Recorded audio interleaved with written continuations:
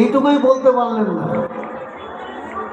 জীবনের সম্পর্ক, হ্যাঁ জীবনের সম্পর্ক যেদিন এসেছি এই পৃথিবীতে 10 মাস 10 দিন গর্ভে মায়ের গর্ভে জন্ম নিয়ে, সেদিনও বাসের প্রয়োজন হয়েছিল কি বড়বাবু?